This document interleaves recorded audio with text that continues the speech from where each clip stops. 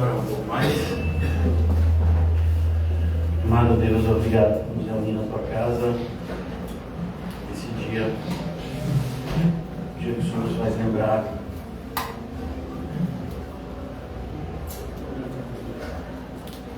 da tua ressurreição e da nossa, Senhor. O Senhor sabe como eu sou fraco, falho, um pecador miserável. Mas estou aqui nessa manhã, Senhor, para cumprir a tua missão que o Senhor me deu. Capacita, Senhor, transmite a mensagem ao teu povo, de tal forma que sejamos todos edificados e santificados por meio dela. E a tua glória, Senhor, se manifesta no nosso meio. Em nome de Jesus, amém e graças a Deus. Amém, irmãos? Hoje a gente vai tentar concluir a carta de Tito. Em nome de Jesus. Vocês escaparam, antes que a gente ia para falar de outra passagem. Nós paramos no versículo 18, se não me engano. Mas antes da gente entrar hoje aqui no Tito, para a parte final, Filemon, graças a Deus que os irmãos estão atentos. Antes da gente entrar aqui no Filemon, eu queria convidar vocês a abrirem comigo para o Evangelho de Marcos, capítulo 5, uma passagem que eu me identifico muito. O endemoniado gadareno.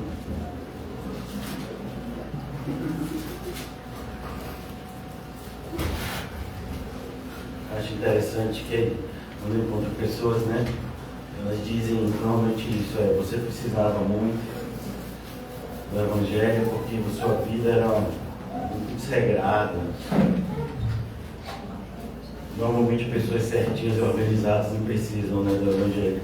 Pelo menos é assim que o mundo pensa, né? Infelizmente. O que eu quero mostrar para vocês, a título de introdução dessa manhã, é como, voltando para o título da mensagem de Filemon, como o Senhor muda relacionamentos. Por que Ele muda relacionamentos? Porque Ele muda pessoas. Pessoas que fazem os relacionamentos. Eu vou fazer a leitura aqui dessa passagem, ela é um pouco extensa, mas creio que vale a pena. Todos encontraram? O título continua sendo o mesmo. Entre mentes chegaram à outra margem do mar, Marcos 5, versículo 1, a terra dos Gerazenos.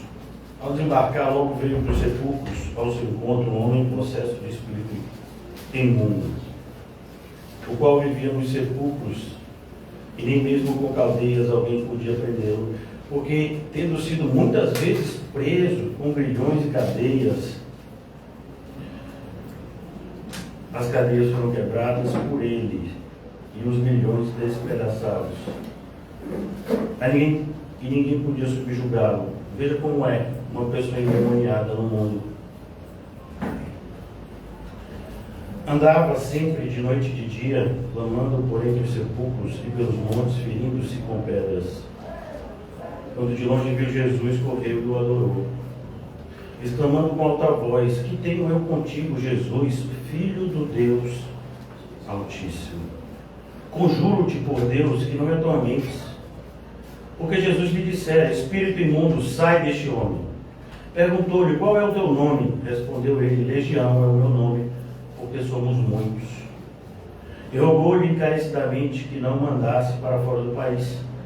Ora, pastava ali pelo monte, uma grande manada de porcos, e os espíritos imundos rogavam a Jesus, dizendo: Mestre, manda-nos para os porcos, para que entremos neles. Jesus o permitiu. Então, saindo os espíritos imundos, entraram os porcos, e a manada, que era cerca de 2.000, precipitou-se despinhadeiro abaixo para dentro do mar, onde se afogaram. Os porqueiros fugiram e anunciaram para na cidade pelos campos. Veja o que está acontecendo aqui. Jesus chega num determinado lugar, tem um endemoniado, tem uma pessoa que está vivendo uma vida completamente, né, deteriorada, é isso que o endemoniado representa. Pessoas daquele lugar acabam também sofrendo de certa forma, né, pelas coisas que ele faz. Mas olha a reação. Preste atenção no versículo 14. Então os porqueiros fugiram e anunciaram na cidade e pelos campos. Mas você vai ver a diferença do que eles anunciaram. Então saiu o povo para ver o que sucedera. Indo ter com Jesus, viram um endemoniado que tivera a legião assentado, vestido em perfeito juízo. Está vendo? E esse endemoniado podia ser muito bem Onésimo, agora em perfeito juízo, depois que o Evangelho de Cristo alcançou por meio do apóstolo Paulo. Temeram. Veja, eles já estavam acostumados com o homem endemoniado. A gente se acostuma com isso. A gente se acostuma com as pessoas fazendo mal o tempo todo. E muitas vezes a gente se acostuma porque a gente se identifica com isso. É por isso que na igreja muitas vezes a gente se entristece que as pessoas se identificam muito mais com aqueles que estão fazendo o errado do que com aqueles que estão buscando viver o que é correto. Indo ter com Jesus, viram o endemoniado que tivera a legião assentado, vestido em perfeito juízo, e temeram. Os que haviam presenciado os fatos contaram-lhes o que acontecera, o endemoniado e acerca dos porcos. Percebeu? O que os porcos têm a ver? Veja a preocupação material. Sempre colocando na ponta do lápis, né? Ou na ponta do papel. No papel, na ponta do lápis. Tudo bem, eu sei que eu preciso de mudar minha vida.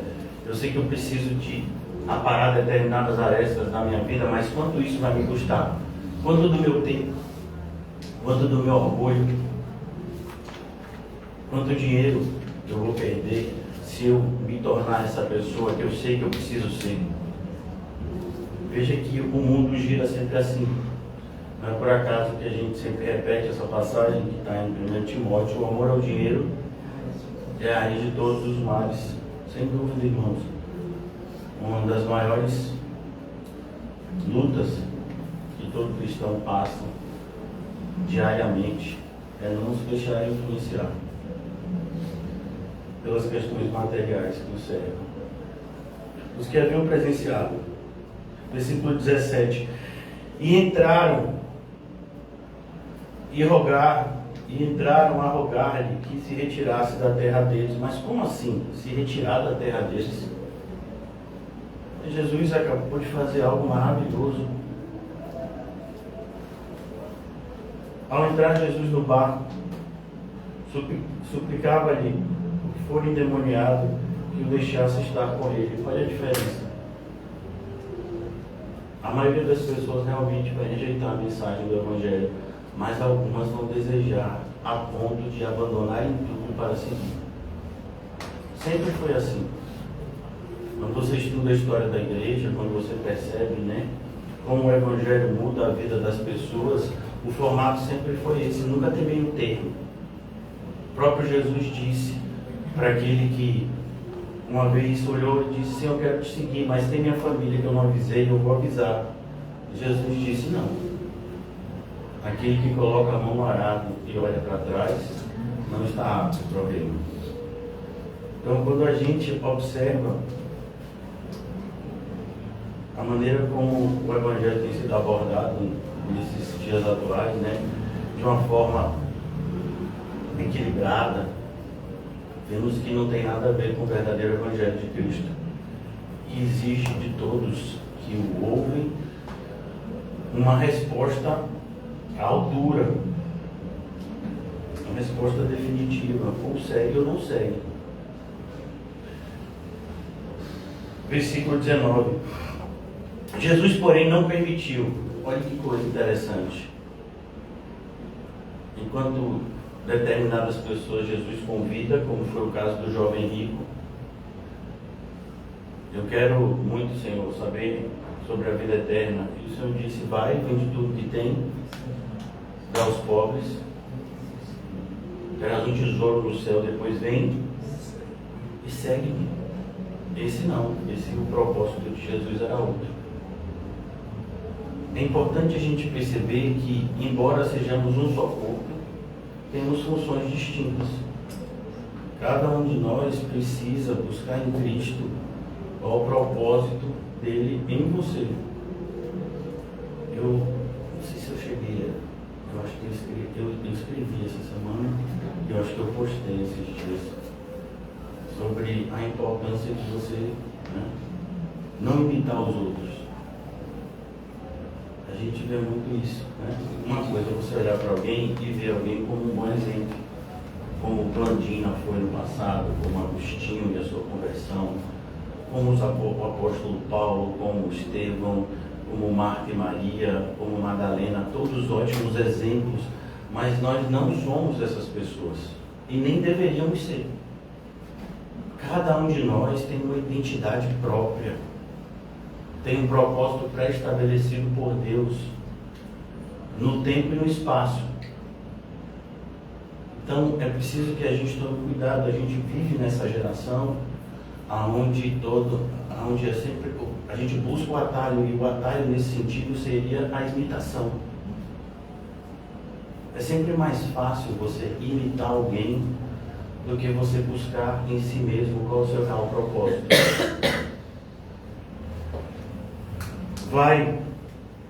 Jesus agora nomeia um evangelista. Jesus, porém, não lhe permitiu, mas ordenou-lhes: vai para a tua casa,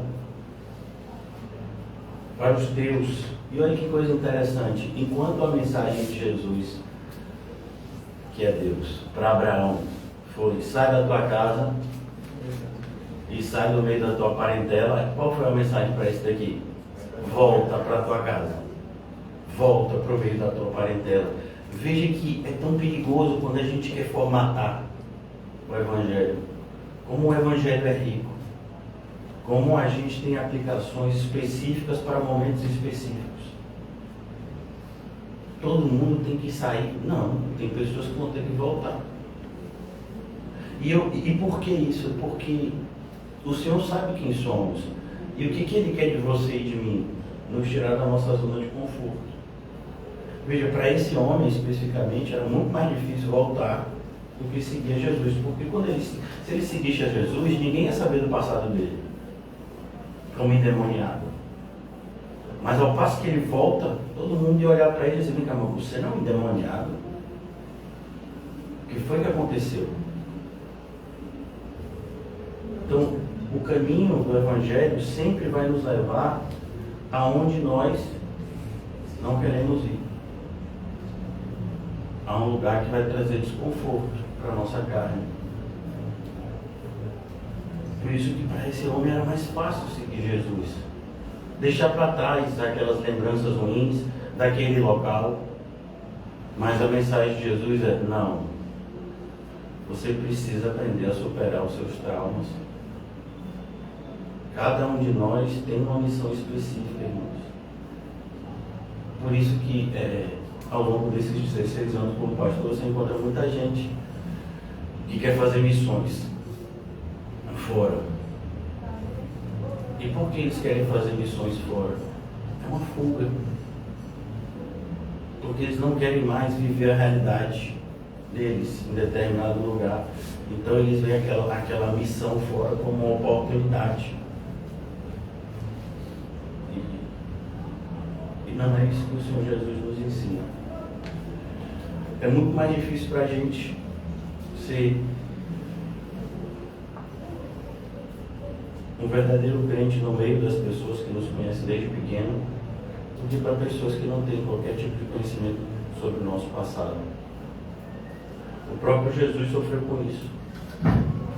O próprio Jesus, né, em relação aos seus, graça e paz, meu filho, o próprio Jesus sofreu com isso.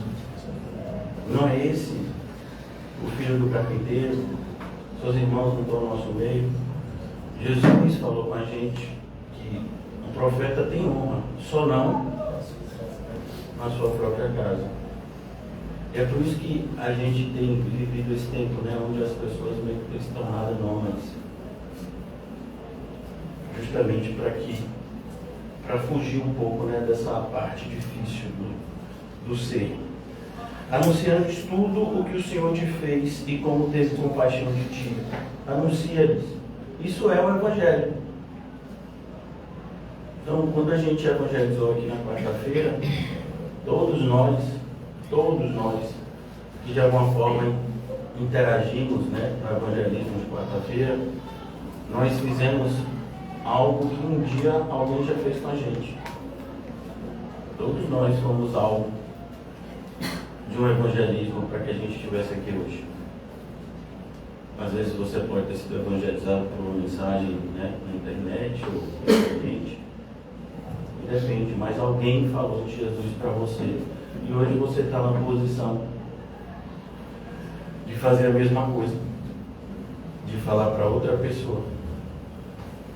E mais ainda, de mostrar para essas pessoas o que Jesus fez em você. Então ele foi e começou a proclamar em Decápolis tudo o que Jesus lhe fizera. Percebe?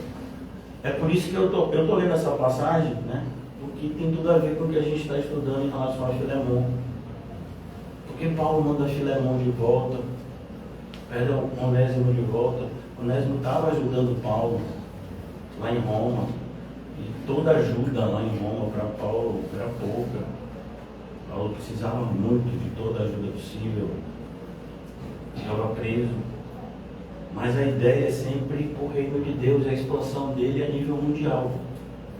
E não algo que facilite a nossa missão num momento específico dela. Preciso que a gente, né, como cristãos, tenha sempre essa visão de que o mundo não gira em torno de nós. Nós todos aqui giramos em torno de Cristo. Então ele foi e começou a proclamar em Decápolis tudo o que Jesus lhe fizera e todos se admiravam. Eu acho interessante quando você adianta um pouco aqui no Evangelho de Marcos, e aí você abre no capítulo 6.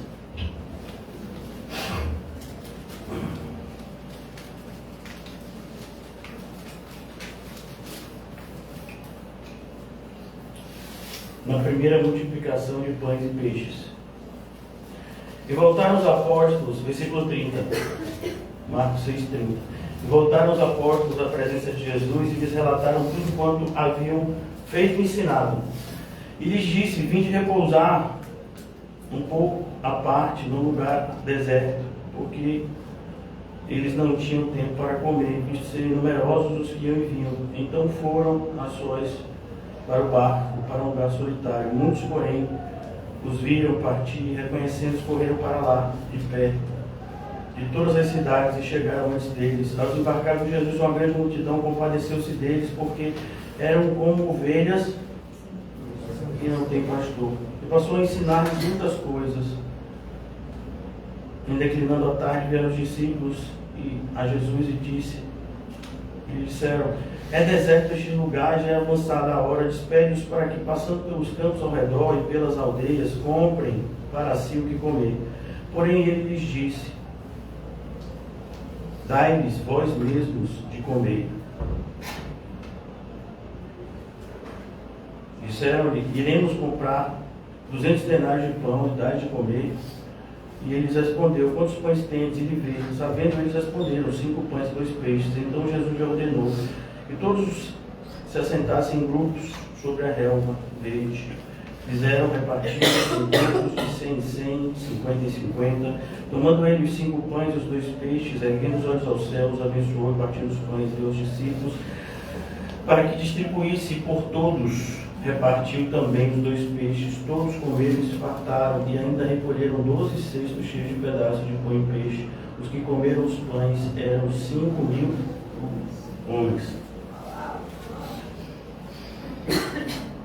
Sabe onde que acontece esse primeiro milagre? Na região de Decápolis.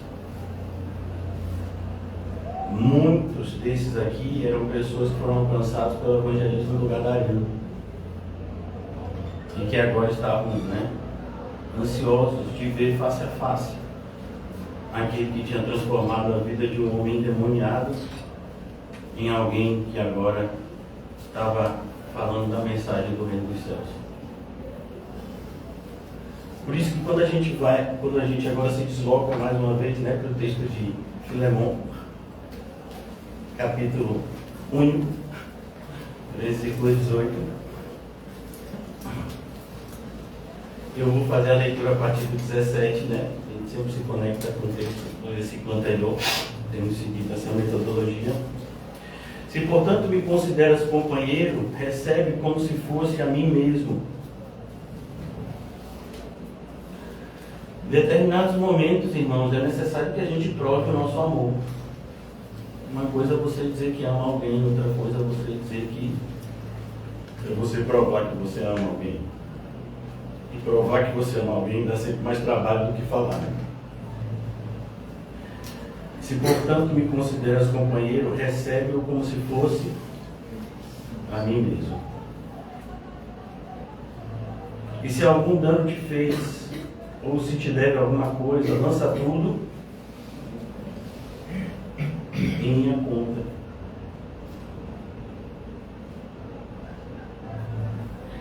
Recebe a mim mesmo, versículo 17, é uma palavrinha grega, proslabou, que significa acolher com hospitalidade e aflição.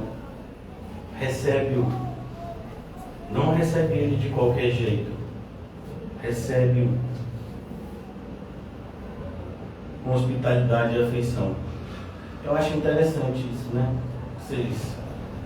Hoje vocês acabaram, a gente ia falar da parábola do administrador infiel. Mas aquela passagem lá da parábola do administrador infiel fala como as pessoas do mundo são prudentes, né? E aí, em relação a essa questão da hospitalidade, você já viu quando um milionário chega no aeroporto, quando uma pessoa muito rica é recebida no hotel, quando uma pessoa muito famosa chega em uma determinada cidade, como essa pessoa é acolhida? E nós somos cristãos, sabemos que nossos irmãos e irmãs são filhos de Deus, do Deus Altíssimo. E às vezes a gente não tem esse direcionamento de acolher, de tratar com amor e com deferência. Por isso Paulo usa essas palavras. Recebe-o como se fosse a mim mesmo. Como se alguém dissesse assim, a pessoa que você mais ama, e você diz, vai chegar alguém, eu quero que você dê o mesmo tratamento. Eu quero que você faça da mesma forma. É como às vezes você vai receber alguém que você ama e vê essa pessoa como importante na sua vida. E aí uma semana antes da pessoa chegar em sua casa, você arruma o quarto. Você se preocupa em lavar os lençóis. Você se preocupa que esteja tudo perfeito, né? Faz compras, sabe se a pessoa gosta de uma comida especial, você prepara. Isso é receber com hospitalidade e afeição. Veja que no corre-corre do dia a dia, né, a gente se desculpa muito por não fazer isso com os irmãos, por não tratarmos dessa forma. Mas vai chegar um tempo, irmãos, em que a gente não vai ter mais tempo de fazer o bem. É o que a parábola das 10 virgens ensina pra gente. A gente sempre vai procrastinando o bem que a gente deveria ter feito ontem. E vai chegar um momento em que não tem mais tempo para a gente sair, comprar azeite, e quando a gente for fazer isso, a porta se fecha. É preciso que a gente esteja, como a própria Bíblia nos ensina, aproveitando as oportunidades que o Senhor nos concede de fazer o bem. Fazer o bem. Como a gente falou recentemente em Mateus 25,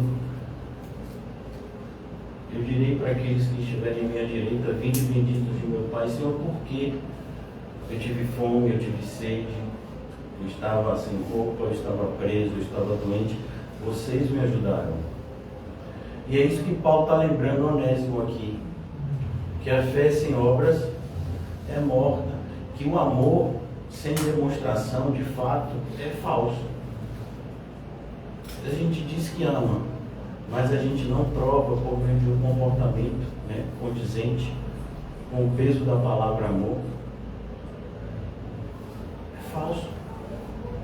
É como a repreensão do Senhor no Antigo Testamento em vários momentos em relação ao seu povo.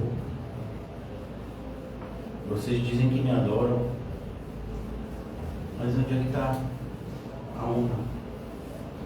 Vocês dizem que eu sou o pai de vocês, mas cadê o respeito? E então ele vai dizer em outra passagem, mas o princípio é o mesmo. Esse povo em vão me louva com os lábios, porque o coração está distante de mim. Muito parecido hoje em dia com essa questão de amor. A gente fala de amor, a gente fala que ama, a gente faz declarações por meio das mídias sociais. É muito mais fácil você botar uma declaração no Instagram do que você cuidar de uma pessoa o ano inteiro, demonstrando que de fato você ama. Eu acho interessante essa frase, né? A vida que você não posta dá muito trabalho. A vida que você não posta nas redes sociais dá muito trabalho. E é exatamente o que Paulo está mostrando aqui a Filemon. Versículo 18: se algum dano te fez, e Paulo agora vai falar sobre a importância do perdão. Se algum dano te fez, ou se te deve alguma coisa, eu queria que você e eu, a gente pensasse agora em todo mundo que deve alguma coisa a gente.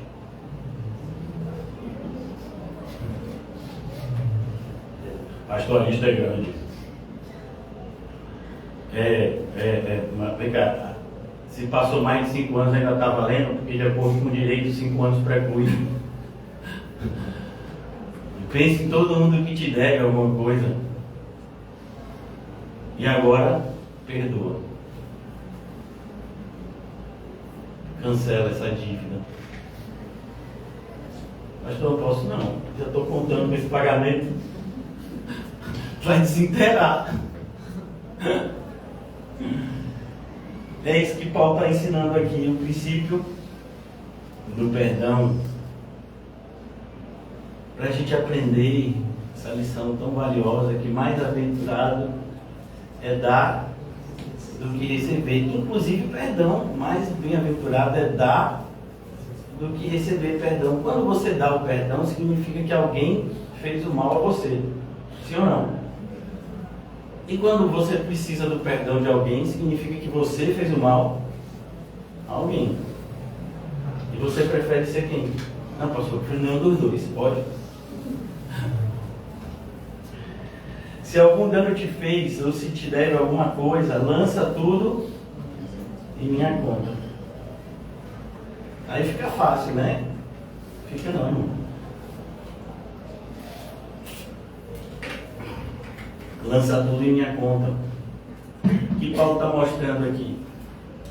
Paulo está mostrando que a gente é uma família, que a gente é uma coisa só. Mesmo quando a gente não percebe isso.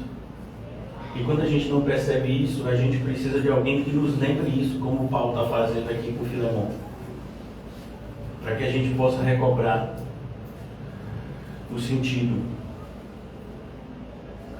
Esse termo grego que Paulo usa aqui no versículo 18 é um termo especificamente, né? É um termo específico da área financeira. É a palavrinha grega elkoa, que significa, né, colocar na conta, literalmente colocar na conta, né?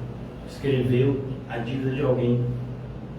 E Paulo, ele se coloca como fiador de Onésimo. Olha, eu me responsabilizo por ele. O dano que ele te causou, coloca na minha conta. Você sabe quem fez isso? O samaritano. É uma parábola, né? Do bom samaritano. Como foi que ele fez com o desconhecido que ele encontrou quase morto? Ele pagou a conta. Só a estalagem lá, vou pagar aqui a conta dele. E se ele gastar mais? Se houver necessidade dele ficar mais tempo aqui para se restabelecer, eu sempre passo por aqui, eu pago. É tão importante, irmãos, o fato da gente olhar para as pessoas, né? Dessa forma. Olha que coisa interessante. Eu não sei se vocês têm ouvido, né? Está muito atual essa questão dos bebês reborn, né? E eu ouvi de uma pessoa que não é nem crente essa frase que disse que a sociedade está doente. Você imagina isso, pessoa que nem é crente. O que você investe dinheiro, tempo? É um boneco. É uma coisa surreal, irmãos. Sabe, começou com bicho, né? Agora as pessoas estão fazendo isso com bonecos, seres inanimados. O bicho ainda tem vida, né? O cachorro ainda late, ainda dá a patinha, dá a linguinha. Mas e esses bebês? Estão fazendo agora adultos reborn, você já viu? Daqui a pouco está casando com uma pessoa reborn aí. Você está dando risada? Isso é atual, irmão. A gente vive nessa sociedade, né, que está doente. Isso porque... Por que você precisa colocar afeto num bicho? Porque você coloca afeto num boneco. Isso tudo é uma fuga para você não amar pessoas. Porque amar pessoas dá muito trabalho.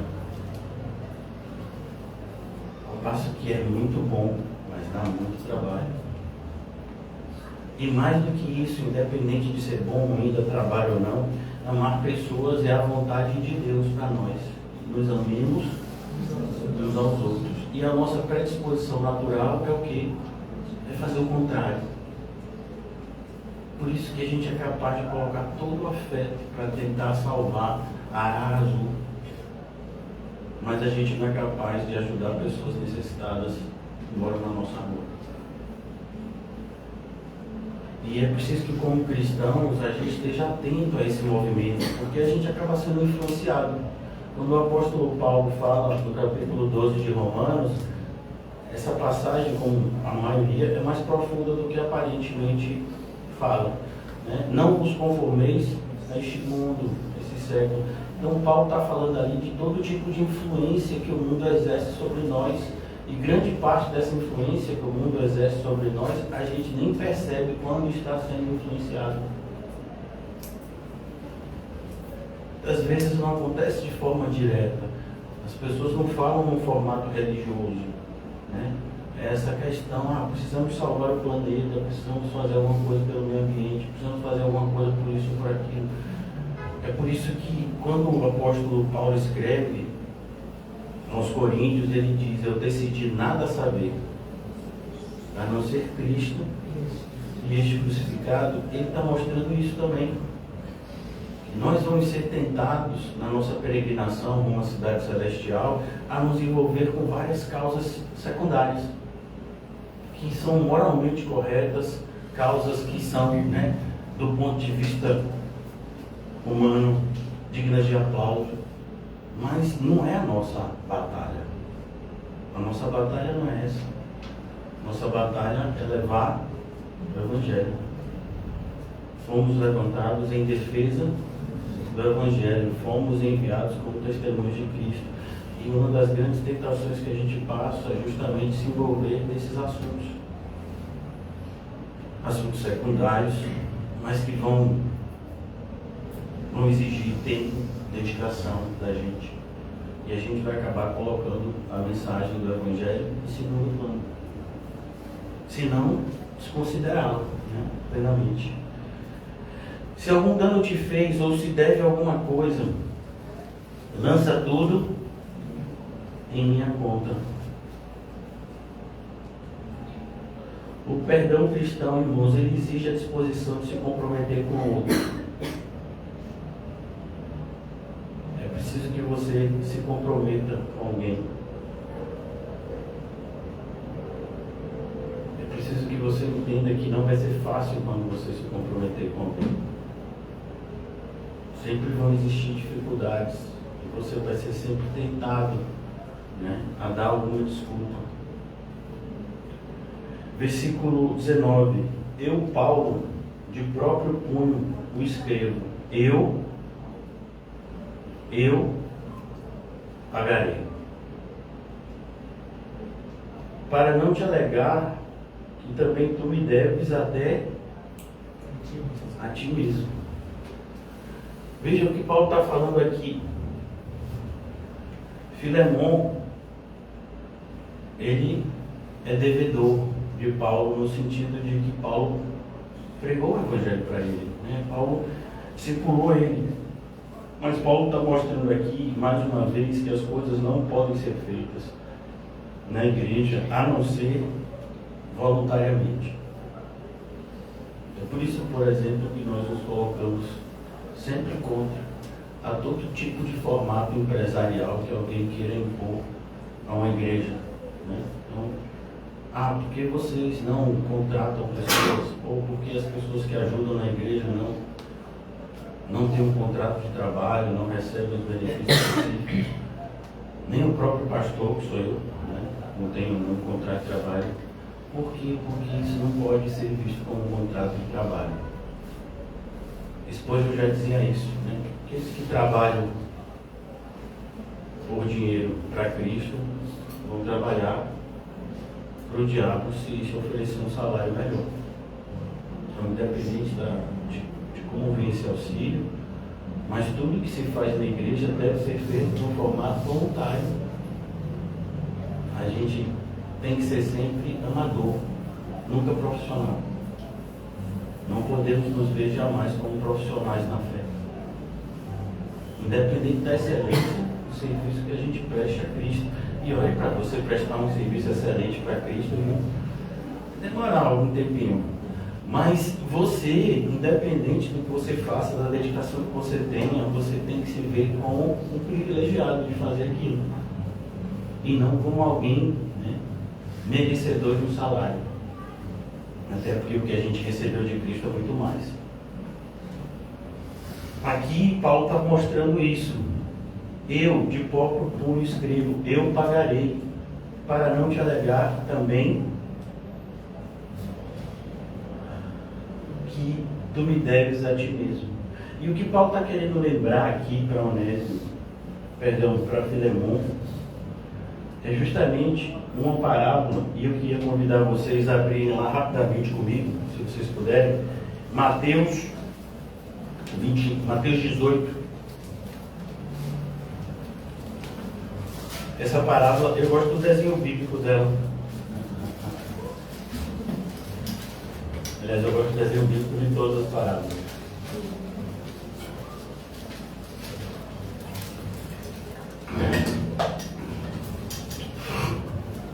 Acharam?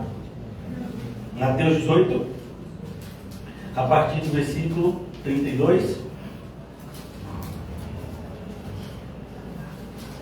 Então, o seu senhor, chamando-lhe, disse: servo malvado, perdoei aquela dívida toda, porque me suplicaste. Não devias tu igualmente compadecer do teu conservo, como também eu me compadeci de ti?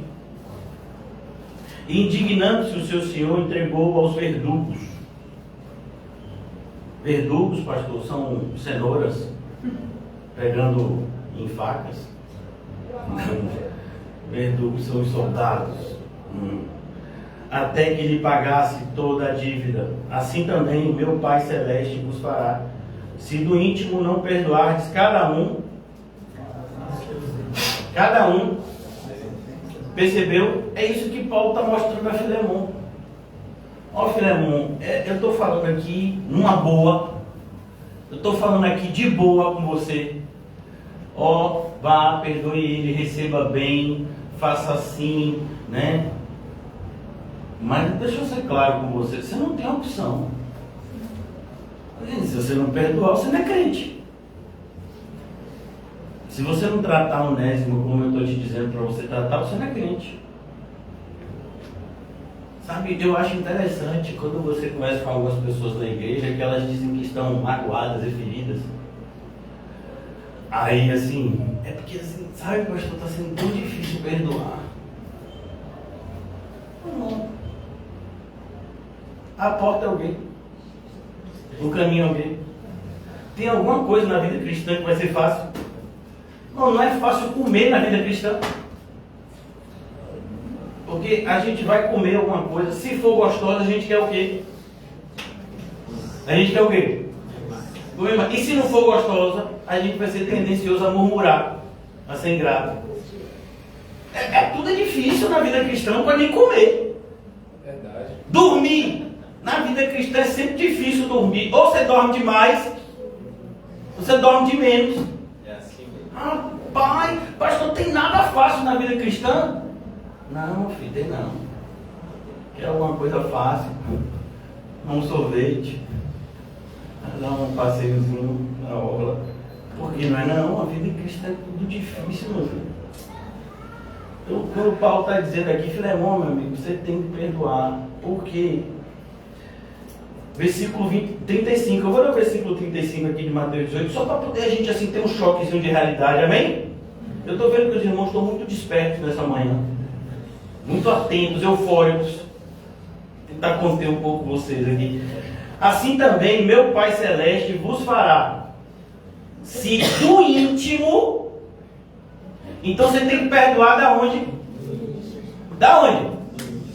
E aquele perdão que disse, eu perdoei, mas assim, fica um tempo longe de mim. Meu filho, você tem que perdoar da onde? Do íntimo. Ó, lá de dentro. Ajuda-me, Senhor. É bênção pura. Como diria, é Deus purinho. Você tem que perdoar do... Para, pastor, vamos mudar de assunto. Porque até hoje, irmãos, sabe? Até hoje não, desde sempre, né? O grande problema da gente em relação ao próximo é perdoar. Por que a gente tem tanta dificuldade de se relacionar com as outras pessoas? A gente tem dificuldade de perdoar. Se a gente tivesse, né, uma predisposição a perdoar, a gente não tinha tanto conflito com as outras pessoas. A pessoa fazia alguma coisa, né, que nos machucasse, a gente perdoava. Continuava. Machucou, perdoa de novo. E perdoa, e perdoa. Quantas vezes? Até 7 vezes? Não. Sempre perdoa. E aí, vai? Vai. Ele vai continuar ou vai desistir, 01? E eu vou ler de novo, só assim, né? 3 é um número, né? Assim também meu Pai Celeste vos fará, se do íntimo não perdoardes cada um a seu irmão. Lembra que eu falei para vocês a lista de gente que está devendo coisa a vocês? Já perdoou? Já riscou tudo? Você risca e bota assim do lado, tá pago. Hein? Igual quando você paga um boleto, ele bota pago, dia tal, né? A forma que você pagou. Agora aqui, vamos voltar para Filemão. Mas se você quiser acabar o culto agora, acho até bom, porque... Não, nada disso, ainda falta um pouquinho. Eu pagarei, versículo 19. Eu, Paulo, de próprio punho escrevo, eu pagarei, para não te alegar que também tu me deves até a ti mesmo. É justamente esse jogo de palavras que Paulo está fazendo aqui. Ó, não se esqueça de quem nós somos. Não se esqueça de quem nós éramos. Não se esqueça de quem nós devemos ser. Então, estamos inseridos nesse processo de santificação, e nesse processo de santificação, o perdão exerce um papel importantíssimo. Quanto mais você perdoa, mais você se sentirá perdoado por Cristo. Versículo 20. Sim, irmão, que eu receba de ti, do Senhor, este benefício. E olha a alegria, todos nós aqui estamos aptos a evangelizar e a ter, como Paulo, filhos e filhas na fé. E a gente vai cuidar. E quando você vê esses filhos e filhas na fé tendo comportamentos corretos, é uma coisa tão prazerosa. A minha filha mais nova, Mamazinha, até ano passado ela não gostava de estudar não. Toda vez tinha que dizer, papai, e aí? Estudei. Quero fazer isso, quero fazer aquilo. Eu disse, sim, pai, mas tem prova? Sim, mas não. E sempre uma desculpa. Agora, irmão, chega em casa, ela está estudando. Às vezes não há preocupação. Filha, tá bem? De vez em quando eu chego assim, pego no pescoço, a febre, pai. Minha bichinha, gente. E você vê assim, olha que alegria que dá, né? Belezinha também, às vezes eu chego em casa tarde, né, quarta-feira, 11 da noite, e tá lá, sentado, escrevendo, estudando. Quando você vê uma pessoa que você ama fazendo o que é certo, irmão, aquilo dá uma alegria. É exatamente o que o Paulo está falando de Filemão aqui. Irmão, que eu receba de ti este benefício. O apóstolo João adota essa mesma linguagem. Ele escreve, né? Acho que sua terceira epístola. E ele diz, eu fiquei muito feliz em saber que os meus filhos andam na verdade. Então, que a gente possa ser esses filhos que dão alegria ao Pai. Jesus é o grande referencial. Lembra? Quando Deus fala e diz, eis meu filho amado, que me dá muito prazer. Dava prazer a Deus ver a forma como Cristo vivia a cada dia. Em tudo sendo tentado e não pecando em nada. É vocês, né? Mais ou menos. Sim, irmão, que eu receba de ti no Senhor essa expressão faz toda a diferença. Que eu receba de ti no Senhor. É como quando Paulo escreve aos Filipenses, ele fala, alegrai-vos, mas ele fala só isso? Alegrai-vos, porque tem dois tipos de alegria. Tem alegria, né, normal, e tem alegria no Senhor. E a alegria do Senhor é muito mais rara, muito mais prazerosa, inclusive.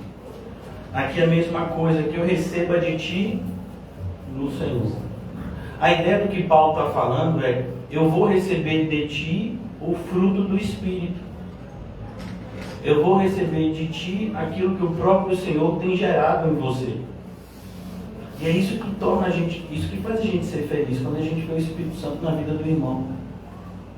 Por meio de ações práticas. Aqui em Gálatas, vamos rapidinho aqui em Gálatas. Gálatas 5, a partir do versículo 16. Eu digo, porém, andai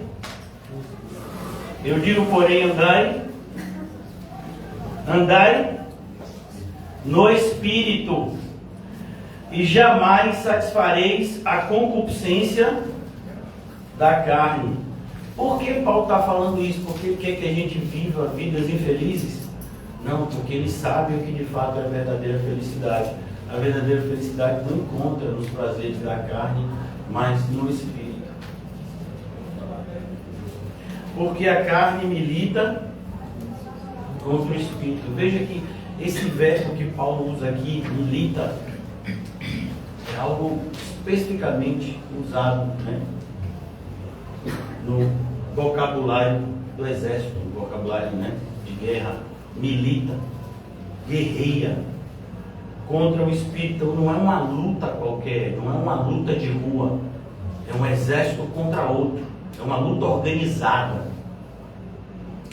Milita contra o Espírito, e o Espírito contra a carne. Veja, é uma luta organizada dessas duas forças, e isso acontece dentro da gente. É por isso que mesmo a gente parado num lugar, o pessoal olha pra gente e digitar. O que é? Estamos lutando. Mas você está parado, sentado aí, você não está vendo o que está acontecendo aqui dentro de mim, né? porque são opostos entre si, para que não façais o que porventura seja o vosso querer. Percebeu? É como se a gente tivesse, não é como não, nós temos, né, duas vontades. A gente tem a vontade de Deus, a vontade de fazer aquilo que agrada a Deus, mas a gente também tem a vontade de fazer aquilo que agrada a nossa carne.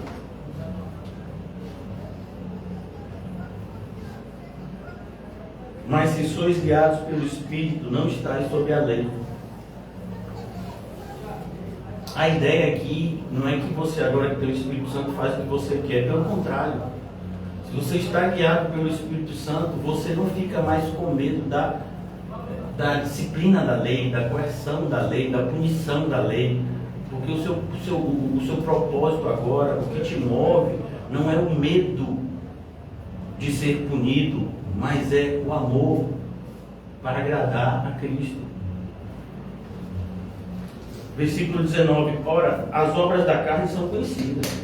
As obras da carne são conhecidas: prostituição, impureza, lascívia, idolatria, feitiçaria, inimizades, porfias, ciúmes, iras, discórdias, dissensões, facções, invejas, bebedices, glutonarias e coisas semelhantes a estas, a respeito das quais eu vos declaro, como já outrora vos preveni, que não herdarão o reino de Deus os que tais coisas praticam. Mas o fruto do Espírito é amor. Segundo lugar, percebeu? O crente pode ser jurulo? Não. Amor, alegria, paz. Então por que você está preocupado com o almoço, irmão? Calma. Tem gente que já está preocupado com o jantar. Misericórdia. Calma. Longanimidade. Quando é que começa a longanimidade? Quando acaba a paciência. Aleluia. Benignidade.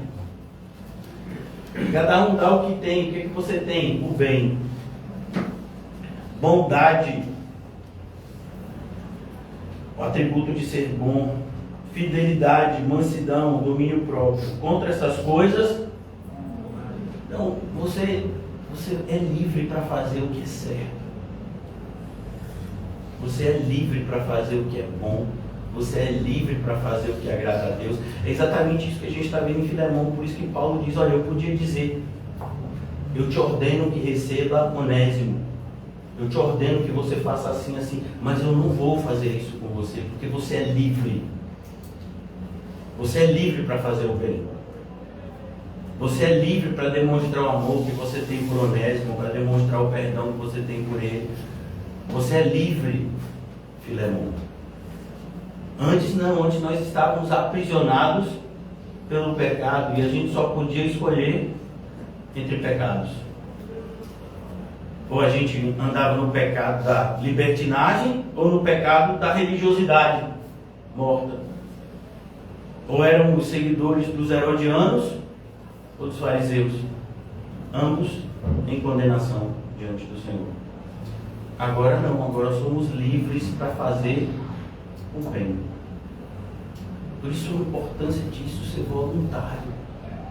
Só tem validade se é a sua vontade fazer isso. É a sua vontade agradar a Deus, é a sua vontade viver de uma forma que agrada a Deus. Contra essas coisas não há lei.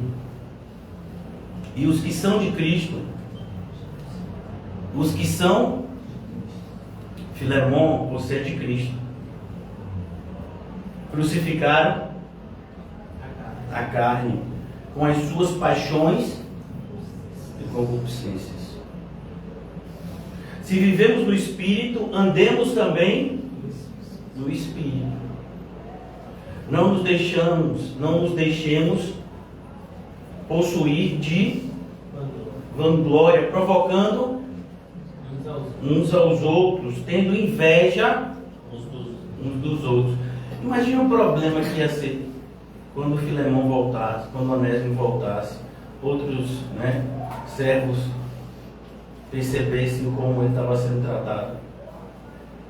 e começassem a sentir inveja.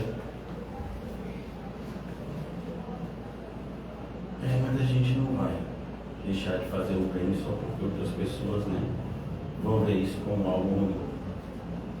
E olhe como está escrito aqui no capítulo 6. Irmãos, se alguém for surpreendido em alguma falta, foi o caso de quem? De Onésimo.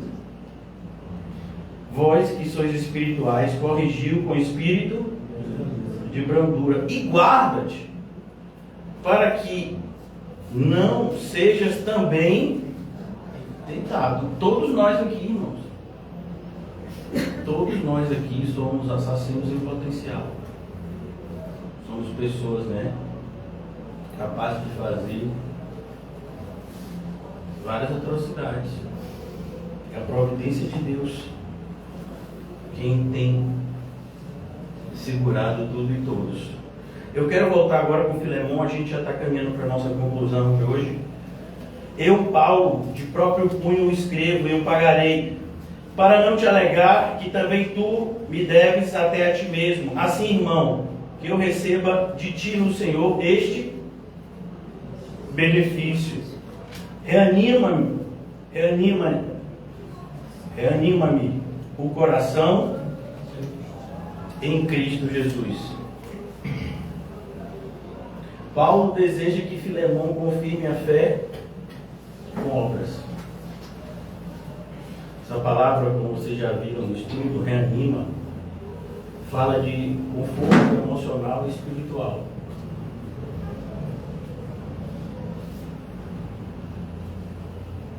Nada alegra mais o coração de um pastor do que ver os seus filhos espirituais agindo com graça e amor. Essa frase é de Matt Henry. O perdão que damos uns aos outros também é um ministério de encorajamento à comunidade. Vamos rapidamente aqui em 2 Coríntios.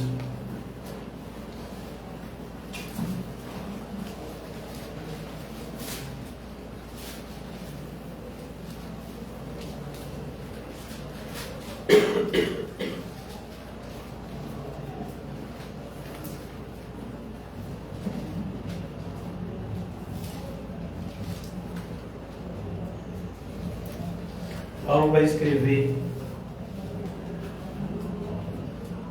a partir do versículo 13, capítulo 13, segundo os 13.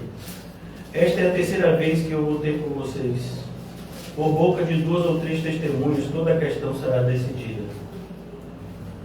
Já o disse anteriormente e torno a dizer como fiz quando estive presente pela segunda vez, mas agora estando ausente, eu digo aos que outrora pecaram e a todos os que aos mais que de outra vez for, se outra vez for, não vos pouparei.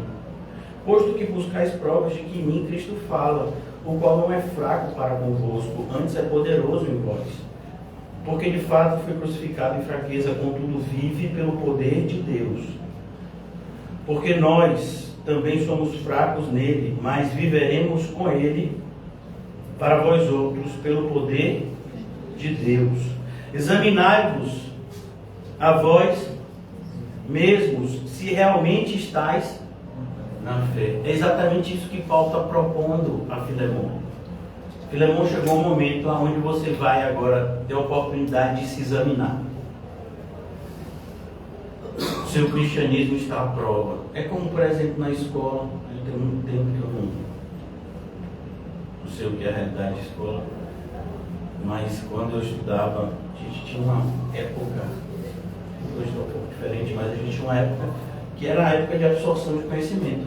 Só todo dia chegava lá, escrevia coisa no quadro, explicava, escrevia coisa no quadro, explicava. E então você tinha a semana de provas. E na semana de provas era o quê? Era a avaliação. Você aprendeu aquilo que foi ensinado durante os meses para você. É interessante como as pessoas têm 2 meses para se preparar para uma prova e querem estudar na noite anterior. Precisa de 2 meses. De absorção de conhecimento. Agora é só para medir o conhecimento que você absorveu. Mas eu não absorvi. Enquanto o pastor estava dando aula, eu estava com a cabeça lá não sei aonde. Então, como cristãos, a gente também passa por um processo parecido no Senhor. O Senhor vai dando, chega um momento em que Ele vai cobrar. Se a gente aprendeu ou não. Inclusive, essa é a linguagem que a gente vai ver em Gálatas quando fala do pedagogos. É a lei, né? Que levava até Cristo, a palavra raio. Examinai-vos a vós mesmos, se realmente estáis na fé, provai-vos a vós mesmos, ou não reconheceis que Jesus Cristo está em vós. É isso que Paulo está lembrando a Filemão. Filemão, Jesus Cristo está em você. Você vai fazer o que com Onésimo? Se não é que já estáis reprovados. Olha o problema. Mas espero reconheçais que não somos reprovados. Não somos. Estamos orando a Deus para que não façais mal algum. Não para que simplesmente pareçamos aprovados, mas para que façais o bem, embora sejamos tidos como reprovados. Olha o que Paulo está falando. Não é para você fazer as coisas preocupado com o que os outros vão achar. Não, você vai fazer o bem. Você vai fazer o que é correto aos olhos de Deus. E muitas vezes a sociedade que te cerca vai te ver como alguém reprovado. Justamente por essa atitude cristã que você vai ter. Porque nada podemos contra a verdade, senão em favor. Então o que a gente pode contra a verdade, irmão? A Bíblia está dizendo que a gente tem que perdoar sempre. E aí a gente vai dizer o que em relação a isso? Aí a gente vai, mas é porque é difícil perdoar. Sim. Mas é porque você não sabe o que a pessoa me fez. É porque não foi na sua pele. Meu amigo, nem na sua, nem na minha. Pesado foi o que Cristo levou. Então é preciso que a gente tome cuidado, porque contra a verdade a gente não pode. A Bíblia vai dizer que o amor ao dinheiro é a raiz. E a gente o tempo todo fica querendo de alguma forma, né? Não, mas não é assim também. Então pode. Um dinheirinho. Não faz me rir. Né? Eu não posso fazer um agradinho comigo. Cuidado. Contra a verdade, nada podemos. A não ser em favor da verdade. Versículo 19. Porque nos regozijamos quando nós estamos fracos e vós fortes. A ideia aqui é a ideia de pai e filho. Então, a preocupação dos pais é sempre em relação, em primeiro lugar, com a segurança, com a alimentação de quem? Dos filhos. Olha só, mas ainda que eu fique fraco, eu quero que vocês fiquem fortes. Isto é o que pedimos, o vosso aperfeiçoamento. Veja os benefícios que essa volta de Onésimo vai criar na comunidade de Colossos, que é a região que eles estão, né? Aquela região de Colossos. Portanto, escreva estas coisas, estando ausente, para que, estando presente, não venha usar do rigor segundo a autoridade que o Senhor me conferiu, para edificação e não para destruir. Voltando para Filemão, vamos lá, já concluindo a carta. Todos estão preparados? Todo mundo perdoando? Amém? Amém. Reanima-me o coração em Cristo. Agora o apóstolo Paulo parte para o final da carta. Paulo confiava em Cristo Jesus da maturidade espiritual de Filemão. Claro, irmãos, todos nós podemos errar, Todos nós podemos nos decepcionar com alguém. Às vezes, aqui é um exemplo dessa carta, né? A questão de Demas. Mas a gente conhece, em grande medida, a árvore pelo fruto que ela produz. Então, se você está vendo um irmão que está se esforçando em Cristo, uma irmã que está se esforçando em Cristo, e tem produzido bons frutos no meio da comunidade, é natural que a gente espere sempre o que dessas pessoas? Coisas boas. Certo como estou, versículo 21, certo como estou da tua obediência. Veja, Paulo coloca como se fosse algo que ele já esperava. Todo cuidado para falar de uma forma amorosa, como a gente aprendeu em Gálatas, corrige-o com espírito de brandura. A linguagem da gente tem que ser uma linguagem amável. A gente falou esses dias sobre o perigo da gente ter uma linguagem violenta. Então, sempre uma linguagem amável para evitar qualquer tipo de desentendimento desnecessário. Certo como estou da tua obediência, eu te escrevo, sabendo que farás, olha o que ele diz, mais do que estou pedindo. Mais. Né? Mais. Porque é isso. Nós, como cristãos, nós somos sempre estimulados pelo Espírito Santo que habita em nós a fazer mais. Quanto mais a gente faz para Cristo, irmãos, quem é que é abençoado? A gente. Imagine que você passa de fato 1 hora orando, mas aquela oração espiritual de verdade. Quem é mais abençoado? Você.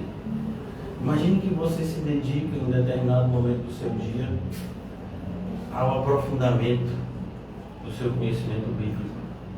Quem é mais abençoado?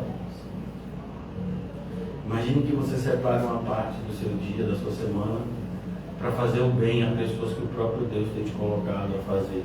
Quem mais é abençoado? Você. Então, quando a gente faz as coisas corretas, quem é mais abençoado? É como esses dias eu estava conversando com uma pessoa na minha família, estava precisando perder peso. Você também, pastor? Eu também. Aí eu estava conversando, mas assim, eu vou deixar de fazer isso, eu vou deixar de fazer aquilo, isso aqui, isso aqui. E eu falei, sim, e quem vai perder o peso? Sou eu? Quem que vai ficar com a saúde melhor? Sou eu? Quando você faz esse esforço, né, de ter hábitos saudáveis, quem recebe mais desses seus hábitos saudáveis? Você mesmo. Então, quando você é essa transformação, quem é mais beneficiado é você. O bem que você faz, independente para quem seja esse bem, né, e sempre tem que ser para Cristo, por Cristo, em Cristo, mas independente de quem seja o alvo direto desse bem, o mais abençoado é quem faz o bem. Mas até quem recebe é abençoado também. Mas quem faz é mais bem-aventurado é dar do que receber. Isso é importante a gente repetir, e até repetir para nós mesmos quando estivermos a sós, porque o mundo nos leva numa direção exatamente oposta, né? Parece que o mais abençoado é sempre aquele que está se dando bem e não quem está fazendo bem. Isso não é uma falha de interpretação só nossa. Um dos homens mais sábios da sua geração quase incorreu nesse erro, que foi Asaf. Parece que quem está se dando bem está vivendo uma vida muito melhor do que aqueles que estão fazendo bem. E não é assim. Nunca foi, nunca será. Por isso que quando somos estimulados a fazer o bem, a gente sempre quer fazer o máximo possível. Porque a gente sabe que por mais que a gente faça as coisas pelo Senhor, ainda é o que? Muito pouco. Mais do que estou pedindo. Versículo 22. E ao mesmo tempo, prepara-me também ousada. Paulo está com essa esperança de que ele vai ser solto da primeira prisão, como de fato ele foi, segundo a tradição cristã nos ensina.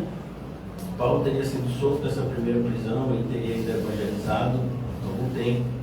E na época de Nero ele foi preso novamente, então decapitado em Roma.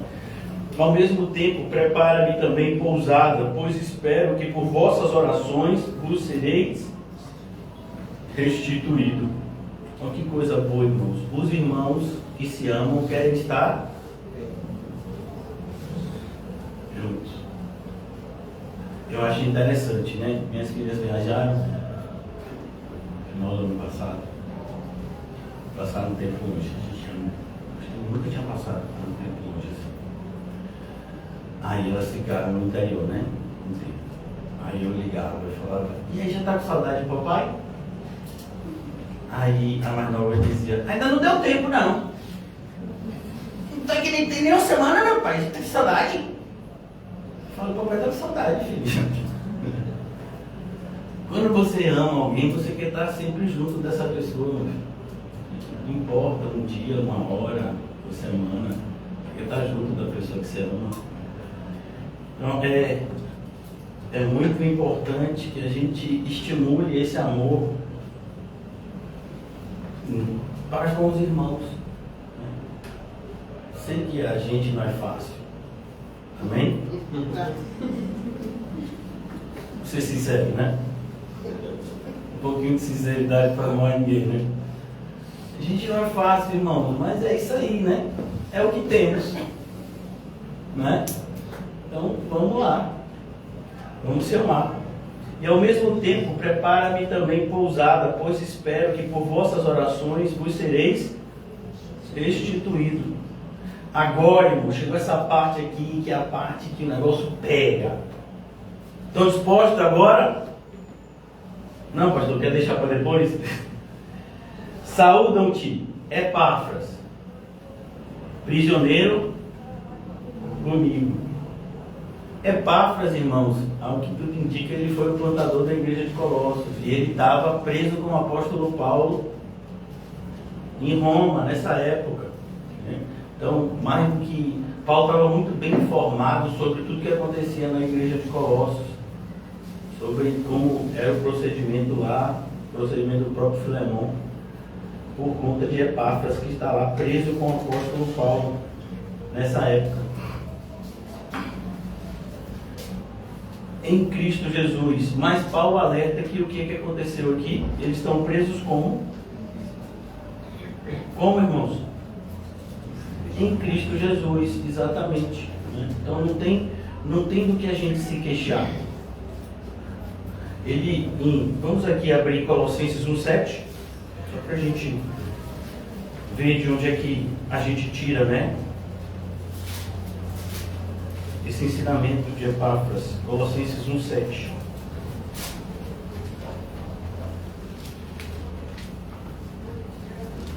Segundo fostes instruídos por Epáfras, nosso amado conservo, e quanto a vós outros, fiel ministro de Cristo Jesus, o qual também nos relatou do vosso amor no Espírito.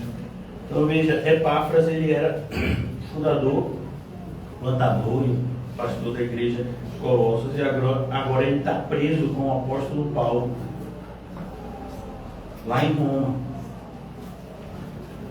Veja que muitas vezes o fato da a nossa fidelidade vai nos levar para momentos difíceis. A nossa tendência, muitas vezes, é pensar como o mundo, né?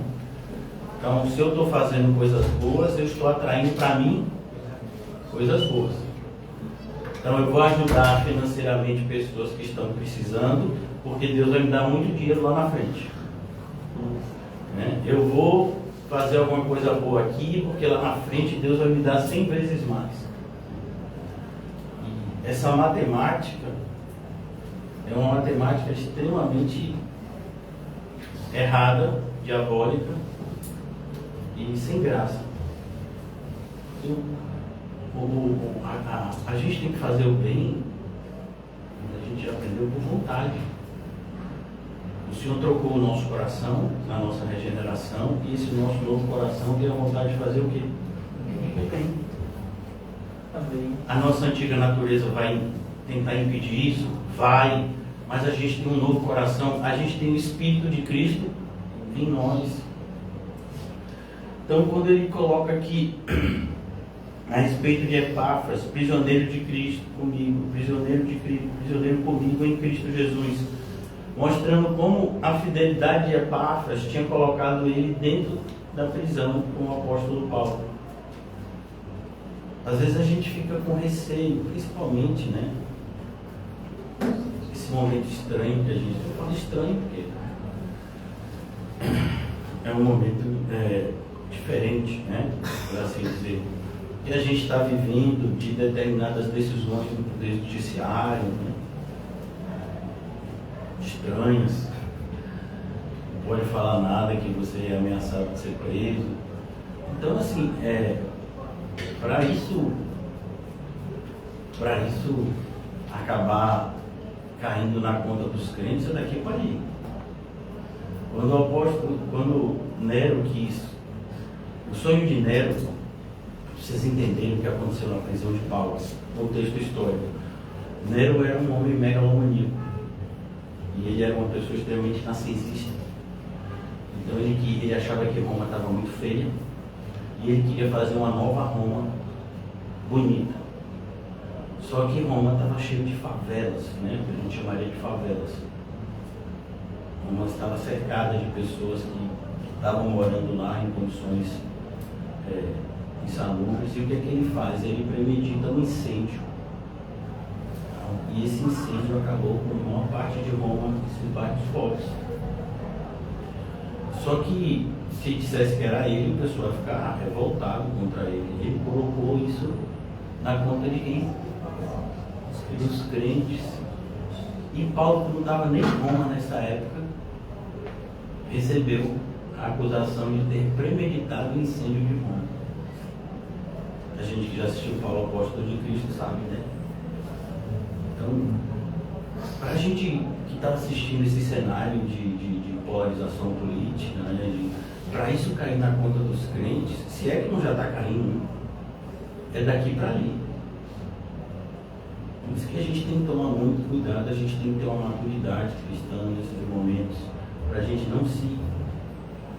não entrar em qualquer tipo de briga desnecessária, fútil, nem de um lado, nem de outro, nem para defender que não está em nenhum lado e nem o outro. Uma das melhores respostas é o silêncio. Principalmente quando você está diante de pessoas tolas. Não é o que ensina o livro de Provérbios ou eu estou enganado? Se um tolo fala uma tolice para você, você repreende? Não, se você repreende o tolo, o que acontece? Provérbios fala o que, irmão? Para você. Então, se as pessoas estão discutindo por essas questões, a gente nem entra. Então, preciso que a gente tome muito cuidado, porque essa é uma realidade para a gente. Né? E justamente essa nossa postura, eu não digo uma postura de neutralidade, eu digo uma postura em relação ao reino dos céus. A gente não é neutro, não, a gente é do reino de Deus. Por isso que a gente não tem lados, a gente evangeliza qualquer pessoa, de qualquer direcionamento político, a gente evangeliza qualquer pessoa, de qualquer realidade.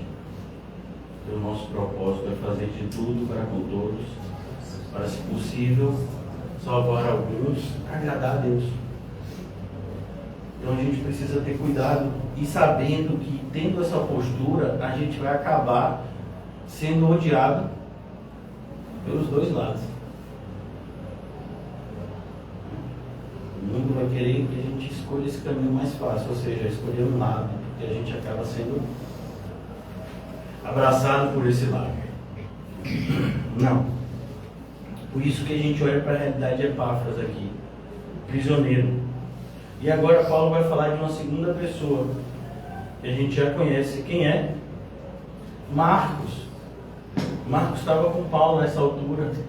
Lembra que na segunda carta a Timóteo, Paulo vai dizer, traze Marcos, ele me é muito útil. Marcos está com Paulo. Quem é esse Marcos aqui? é o autor do Evangelho, segundo o Evangelho de Marcos. E ele está lá com Paulo. Veja como é importante, irmãos, que os cristãos estejam juntos. Você imagina essa equipe aqui, o que faz? Rapaz, você vê um time de futebol. É um negócio diferente, né? Você olha para o lado assim, vê um determinado jogador e você fala. Aí você vê quem é que está aqui. Paulo, Epáfras, Marcos. E aí ele vai dizer Aristarco, companheiro de viagens. Aristarco vai aparecer lá em Atos 19, 29. Ele é companheiro de Paulo, de várias missões. Ele está aqui com Paulo. E aí você vai ver no meio desse time só de gente assim, sabe, bem dedicada, um nome aqui chamado Demas. Demas. E lá no finalzinho Paulo vai dizer, meus cooperadores. Essa é uma realidade que nós todos como cristãos devemos estar preparados. Nem todos aqueles que caminham com a gente vão caminhar com a gente até o fim. Nem todos aqueles que dizem que estão ao nosso lado em Cristo Jesus, de fato estão ao nosso lado em Cristo Jesus. Muitas vezes essas pessoas estão do seu próprio lado. O exemplo de Demas, irmãos, é um exemplo que tem que nos preparar. E é um exemplo que a gente tem também que se analisar, porque cada um de nós aqui é um Demas em potencial. E eu queria trazer com vocês aqui rapidamente, a gente já vai concluir, já vai cear, essas são as últimas palavras, né, aqui dessa pequena carta de Filemon. Mas antes, eu queria abrir com vocês aqui no Evangelho de Mateus, o capítulo 26 do Evangelho de Mateus. No versículo 14, a gente tem assim o pacto da traição. Então um dos 12, Você entende o que é ser um dos 12? Jesus tinha muitos discípulos, irmãos. A essa altura Jesus tinha muitos discípulos. Mas os 12 eram os apóstolos, aqueles que estavam mais perto de Jesus, que iam para Jesus para tudo quanto é lugar. E a própria palavra apóstolos dá a ideia de embaixadores, pessoas que o Senhor Jesus havia delegado a responsabilidade de falarem por ele. Eles já haviam sido enviados, inclusive, de 2 em 2 para fazer isso. Essa é uma dos significados do nome apóstolo, né? Emissários. Seria algo muito parecido com o que a gente chama hoje de embaixador. Por exemplo, um embaixador dos Estados Unidos aqui no Brasil. O que é que ele faz aqui no Brasil? Essa ligação entre os interesses dos Estados Unidos e do Brasil, né? Se tiver algum conflito entre as nações, tentar, né, dirimir, tiver alguma necessidade, né, de um americano aqui no Brasil, vai procurar o consulado para poder ser auxiliado. Então, a ideia de embaixador é isso, de apóstolo, e aqui Judas é um dos apóstolos, 3 anos e meio com Jesus. Judas Iscariotes, indo ter com os principais sacerdotes. E veja, irmãos, a iniciativa foi de Judas, não foi os sacerdotes que viram Judas passando e disseram, cara, sabendo que você é um dos 12, assim, a gente está querendo, né, te dar um dinheiro bem legal para você entregar Jesus. Veja, Judas não foi corrompido, ele que foi, né? A iniciativa foi dele. Porque eu queria que você deixasse marcado aqui, deixe marcado aqui, Mateus, rapidinho, a gente já vai voltar para Mateus e Filemon vai concluir, fique tranquilo. Mas eu quero que você entenda o que esse princípio que está aqui também no Evangelho de Mateus, no capítulo 6. E hoje eu tenho uma pregação muito preciosa sobre isso daqui. Mateus 6, 24. Ninguém pode servir a 2. E essa frase a gente até repete, né? É meio que uma frase que a gente tem decorado, né? Ninguém pode servir. Mas essa explicação que Jesus dá é importantíssima para que a gente entenda o que é que ele quer falar com essa frase. Porque ou há de aborrecer-se de um e amar o outro, ou se devotará a um. O que Judas Iscariotes está fazendo agora? Percebeu? Ele tentou durante 3 anos e meio servir a 2 senhores. Mas teve um determinado momento que essa realidade ela não cabia mais. Isso é um alerta para a gente, porque por mais que a gente saiba disso aqui, e essa pregação de hoje eu falo sobre isso, quando ele diz não podemos servir a 2 senhores, ele não está dizendo que a gente não vai tentar com todas as forças fazer isso. A gente tenta o tempo todo, irmãos, a gente organiza o nosso dia dessa forma. Não, essa parte aqui é do mundo, essa parte aqui é para Deus. Embora a gente não faça isso explicitamente na maioria das vezes, mas no nosso íntimo a gente sabe que há essa divisão. E se a gente não tomar cuidado, vai chegar um momento em que a gente vai acabar desprezando. E é como, até contado como um formato, né, de uma historinha engraçada, mas traz essa ideia. A mãe dá 2 moedas para Joãozinho, né, você já conhece essa história. Joãozinho dá a oferta na igreja e a outra moeda era para Joãozinho tomar o sorvete. Joãozinho correndo, com vontade de tomar sorvete, parecendo uns irmãos aqui, aí sai correndo, uma moeda cai no esgoto. Aí, tempos depois, Joãozinho volta tomando sorvete. Aí a mãe pergunta: e aí, Joãozinho, você deu lá a parte de Deus? Ô mãe, a parte de Deus caiu no bueiro. É sempre a parte de Deus. Todas as vezes que a gente tem que deixar de fazer alguma coisa porque nosso dia está muito agitado, ou porque a nossa vida material está passando por algum período de escassez, qual é a parte que a gente sempre negligencia? Deus. Então imagine que você está passando por um período de escassez financeira. É claro que você vai ser tentado a não dizimar e não ofertar. Tem gente que é tentado mesmo sem escassez. E quando você está passando por um momento da sua vida, de repente, que você está dedicado a um propósito, a uma causa, e o seu tempo está todo contadinho, qual é a parte que você vai negligenciar? Os cultos, os estudos bíblicos, os seus devocionais com Deus, os seus momentos de oração. É sempre a parte de Deus que a gente deixa de lado, porque parece que Deus não se importa, parece que Deus não se importa de ser colocado de lado por nós. Mas a realidade é bem outra, né? Então, quando a gente abre aqui, agora voltando para Mateus 26, então, um dos 12, chamado Judas Iscariotes, ia ter com um dos principais sacerdotes, propôs. Judas foi lá. Que me quereis dar? E eu vou lhe entregarei. E pagaram-lhe 30 moedas de prata. E desse momento em diante, buscava ele. Preste atenção, Judas agora está buscando uma oportunidade para entregar Jesus. Judas agora está procurando uma forma de fazer uma cilada contra Jesus. Judas, apóstolo, 3 anos e meio com ele, vendo tudo que Jesus fez, sendo inclusive beneficiário em parte desses milagres. Quando Jesus acalmou a tempestade, quem estava no barco? Judas.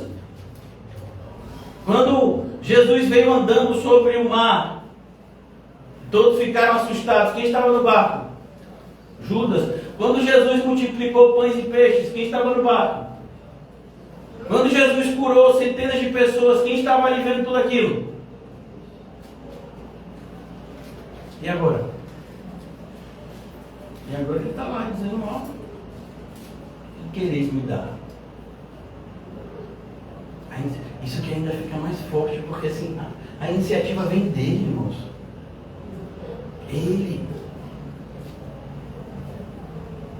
É por isso que quando o apóstolo Paulo fala, a gente às vezes, eu acho tão interessante, né? Porque a maioria das pessoas da igreja, quando leem 1 Coríntios, que fala do falso irmão, fica, né? Ou que falta de amor, ou que não sei o quê.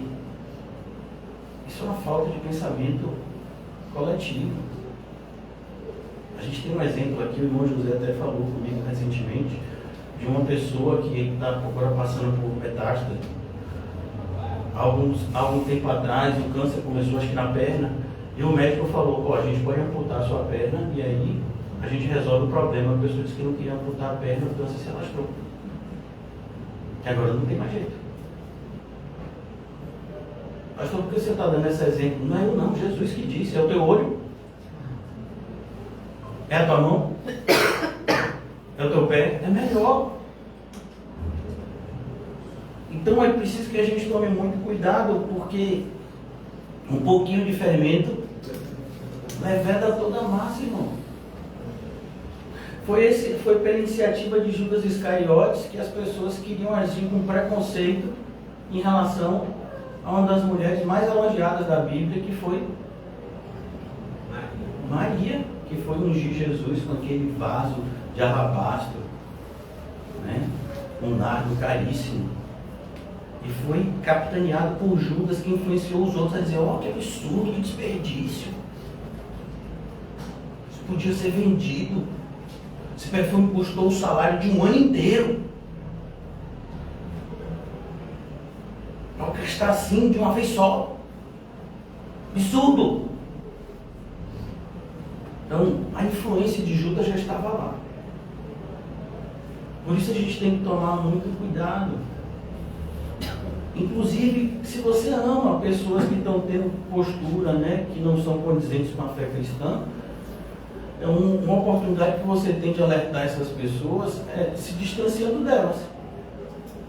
Meu irmão, assim, me perdoe, mas assim, não é o que eu quero para mim, e não é o que eu quero para você. Então, quando você estiver pensando e falando desse jeito, a gente não vai poder mais andar junto. Passei perigo entre falsos irmãos, é o que o apóstolo Paulo vai dizer.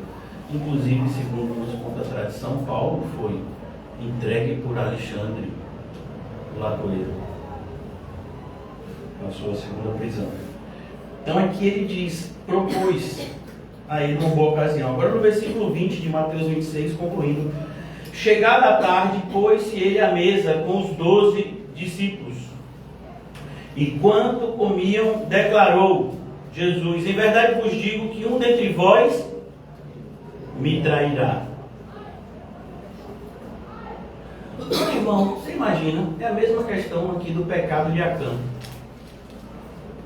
Vocês estão lembrados, né? De Acã, foi o que aconteceu, eles ganharam a batalha de Jericó, o Senhor tinha dado ordem para não pegar nada de Jericó, e aí Acã foi lá e pegou umas coisas, escondeu debaixo da sua barraca, e por conta disso o povo de Deus foi derrotado na batalha subsequente. E aí Josué fica meio atordoado, Senhor, mas o que foi que aconteceu?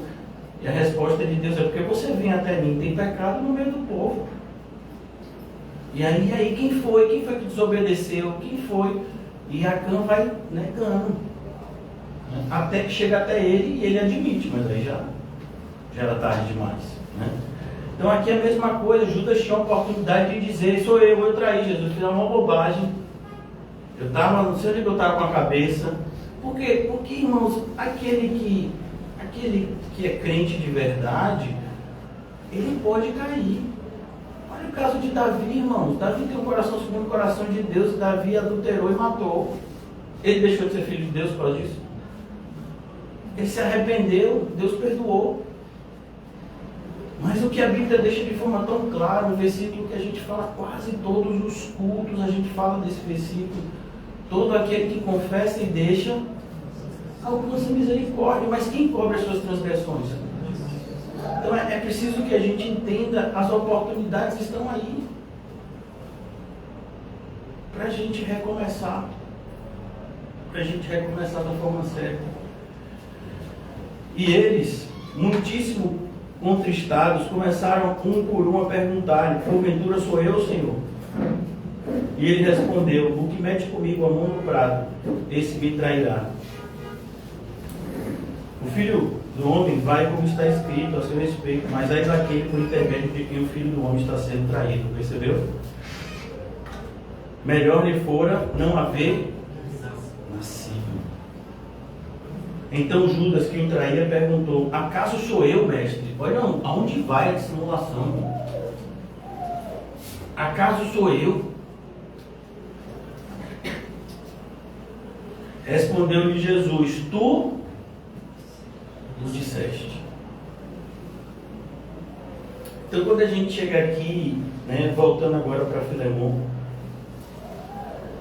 e a gente ouve o nome de Demas junto com o nome de Marcos, Aristarcos e Lucas, é algo que a gente tem que parar e refletir. Esse mesmo Demas, agora convido vocês aqui a 2 de Timóteo, que a gente leu recentemente. Essa passagem todos conhecem, 2 Timóteo 4,10. Porque Demas, tendo amado o presente século, me abandonou e se foi para Tessalônica. Porque Demas, tendo amado o presente século. Demas amava o mundo. Durante um determinado momento da vida de Demas, ele conseguiu esconder isso bem escondido. Mas chegou um momento em que não dá mais. Por isso que a gente tem que fazer, agora que a gente vai cear, já vou aqui preparar até nossa mesa da ceia. Os irmãos já estão convidados a pegarem os elementos da ceia para a gente cear. Essa parte final. A graça do Senhor Jesus Cristo seja com o vosso espírito. O apóstolo Paulo termina dessa forma, mostrando que tudo na caminhada cristã, do começo ao fim, é pela graça. E a graça, ela age por meio do nosso espírito, e o espírito subjuga a carne. Esse é o processo, essa é a ordem. A graça operando no espírito e o espírito subjugando a carne para que a vontade do Senhor prevaleça nas nossas vidas. Agora eu queria concluir com vocês o estudo de hoje, né? Com essas aplicações para a gente refletir e já como um preparo para a nossa ceia. A primeira coisa, irmãos, que a gente precisa pensar agora que a gente vai cear é: ore com esperança. E eu falo esperança principalmente em relação a você. Você pode ser uma pessoa melhor. Você pode estar aqui semana que vem vivendo um cristianismo totalmente diferente do que você jamais viveu. Essa semana pode ser uma semana, né, mágica na sua vida. Eu nem gosto dessa expressão, né? Mas uma semana sobrenatural na sua vida. Porque todo aquele que se entrega completamente ao Senhor recebe dele. Da mesma forma. Segundo ponto, irmãos, para a gente refletir também é dos nossos relacionamentos como irmãos. É preciso que a gente abra o nosso coração, é preciso que a gente abra a nossa vida para o nosso irmão.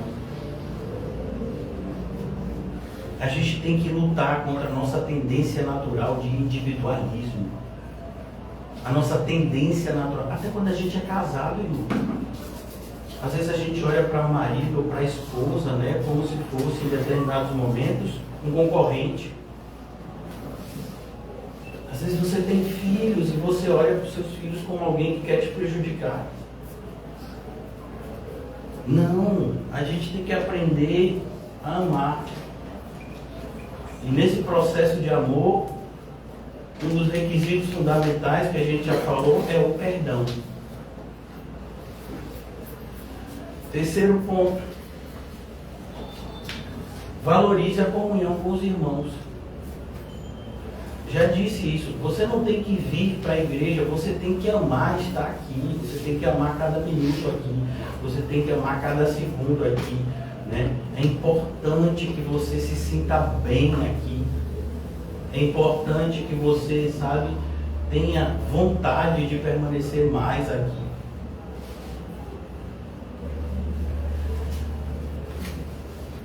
E você não precisa, né, estar ligado aos seus irmãos só em momentos que a gente está aqui. A gente tem a oportunidade de interagir o tempo todo. A gente tem grupos de WhatsApp.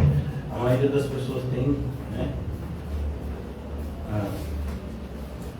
o telefone um do outro e a gente pode interagir. Quarto ponto. Ainda como conclusão e fazendo parte da nossa preparação da ceia. Esteja em comunhão com o Senhor. Busque restauração e não desista dos caídos. A gente não pode desistir das pessoas porque Cristo não desistiu de nós. Veja, quando a gente fala de tomar cuidado com falsos irmãos, quando a gente fala de tomar cuidado com determinadas pessoas que saem do nosso meio porque não são dos nossos, como está escrito, né, em 1 João, isso em momento nenhum significa que olhamos para essas pessoas como inimigos. De forma nenhuma, nossos inimigos não são de carne e sangue, nossos inimigos não são carnais. Então essas pessoas precisam ser alvo da nossa compaixão e misericórdia, todo cuidado para que a gente não seja influenciado, todo cuidado para que a gente também não seja tentado. Mas a gente tem que olhar para essas pessoas como pessoas que podem sim ser restauradas. E uma vez que sejam restauradas, vão ser de novo reinseridas na comunidade. E mesmo nesse período que elas não estão com a gente, elas são alvo do nosso amor. Por exemplo, irmãos, quando você se distancia de uma pessoa que está vivendo de uma forma errada, você faz isso por amor. Essa é a motivação em tudo que a gente faz. Tem que ser o quê? O amor. Então a gente não pode desistir. A gente falou sobre isso quando a gente foi evangelizar na quarta, lembra? Que a gente não pode olhar para essas pessoas. Muitas pessoas elas vão ter um estilo de vida completamente diferente do nosso. Um estilo de vida muitas vezes que a gente vai ser tentado a olhar, né, de uma forma julgadora. Mas a gente tem que tomar muito cuidado porque ninguém está aquém da graça de Deus. Todos podem ser alcançados pela nossa graça. Então a gente não pode desistir. Inclusive no momento da ceia aqui, é isso que a gente tem que pensar. Cristo não desistiu de nós, por isso a gente está ceando mais um domingo. Nós estamos aqui mais uma vez tendo a oportunidade de confessar e deixar. Mais uma vez tendo a oportunidade de ser alvo da misericórdia do Senhor, como foi aquele publicano que subiu ao templo para orar. E ele batia no seu peito e dizia: Senhor, tem compaixão de mim, que sou pecador. E a Bíblia diz que este desceu justificado. É dessa forma que a gente ceia. Como alguém que ainda precisa todos os dias, todos os momentos da misericórdia do Senhor. E finalmente,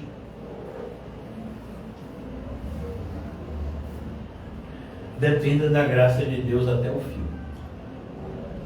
A gente está ceando justamente um dos referenciais da ceia, nos mostrar que sem Cristo nada podemos fazer. Então quando você ceia, e foi um escândalo quando Jesus disse isso: se vocês não comerem da minha carne, não beberem do meu sangue, vocês não vão ter parte comigo no meu ministério. A maioria se escandalizou, os discípulos começaram a ir embora, aquela linguagem para o judeu que tinha uma série de regras dietéticas, era surreal. Eles tinham cuidado até de comer animal impuro, quanto mais você comia carne, não podia tocar no morto, quanto mais comia carne de um morto. Então aquela linguagem de Jesus era uma linguagem para eles assim assustadora. Mas era assustadora porque eles não entenderam. Assim como Nicodemos não entendeu, tem que nascer de novo. E Nicodemos faz o quê? Como é que eu vou voltar para a barriga de minha mãe? Então quando a gente não entende as coisas, a gente se assusta com elas. Por isso que Paulo vai dizer: quando eu era menino, eu pensava como um menino, eu agia como um menino, e aí eu cresci, eu abandonei as atitudes de menino. Então é preciso que a gente entenda que depender da graça para nós é a melhor coisa. É o que a gente tem falado até sistematicamente, porque são coisas que estão muito na mídia recentemente, né? E a gente acaba ouvindo essa questão do gourmet, né? Gourmet, né? Dependendo de como você fala. Se você depende da graça, você vai entrar em algum processo de exaustão? Nunca. Você depende de quem? Não é você, é Cristo em nós. Então, como cristãos, a gente tem que acordar dependendo da graça de Deus e ainda dormir dependendo da graça de Deus. Eu gosto muito de uma frase que diz: sabe por que o Senhor Jesus nos fez criaturas que precisam dormir? Para mostrar que Ele continua cuidando do universo mesmo quando a gente está dormindo. Então a gente precisa mais do que nunca iniciar a nossa semana em paz. Cada um de vocês vão ter desafios essa semana. Alguns podem estar até um pouco receosos sobre obstáculos que vão enfrentar. Mas a nós foi dado a paz que excede o entendimento. Então a gente não precisa estar sobrecarregado. Vinde a mim, todos os que estão cansados e sobrecarregados, eu vos aliviarei. Então quando a gente pega o cálice, o pão, todas essas promessas estão inseridas. Você está agora trazendo Cristo para dentro de você. Não que Ele já não estivesse aí, mas a ideia é nos lembrar o que o seu sacrifício perfeito nos fez. Agora Cristo em nós é a esperança da glória. Comamos e bebamos para a glória de Deus em Cristo.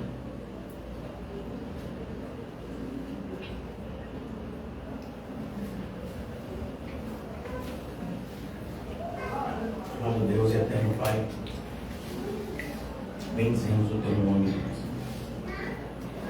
Somos eternamente agradecidos, Senhor. Mas ao mesmo tempo,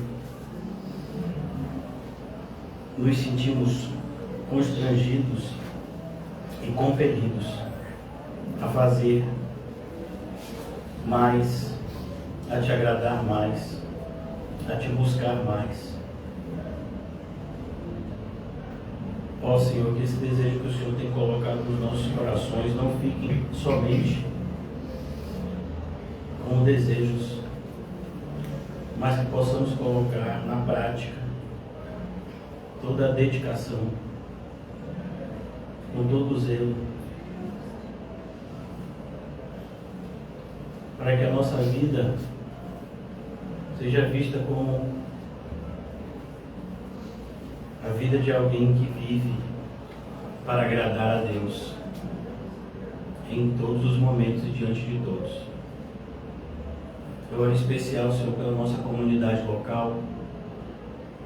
O Senhor sabe quem somos. O Senhor conhece cada um de nós. O Senhor sabe das nossas limitações e fraquezas. E o Senhor sabe também do potencial de cada um que está aqui. O que cada um em Cristo é capaz de fazer, porque o Senhor assim escolheu. Eu oro nessa manhã, Senhor, para que o Senhor desperte talentos, aqueça os corações, nos dê, Senhor, a motivação que jamais deveríamos ter perdido, para fazer o que só nós em Cristo podemos fazer como igreja. Eu oro, Senhor, pelo evangelismo em Cosme de Farias, cada segunda-feira. Continua abençoando, Senhor, a vida de Calmon e Rita, esse casal que nos recebe com tanta hospitalidade e amor. O Senhor sabe o que eles precisam, Senhor. Obrigado, Deus, pela vida de cada irmão e irmã que tem se esforçado para que a Tua casa, Senhor, o local onde o Senhor escolheu que os reuníssemos, estivesse sendo cuidado. Obrigado, Senhor, por cada ministério que o Senhor tem despertado aqui no coração dos irmãos. Continua, Senhor, em nós a obra que o Senhor mesmo começou. Eu oro, Senhor, pela vida das nossas crianças. Tem compaixão delas, Senhor. Nos concede sabedoria para lidar com a realidade delas, de tal forma que a gente não coloque fardos pesados, mas que também nós não venhamos viver de forma a não cobrar deles o que devemos.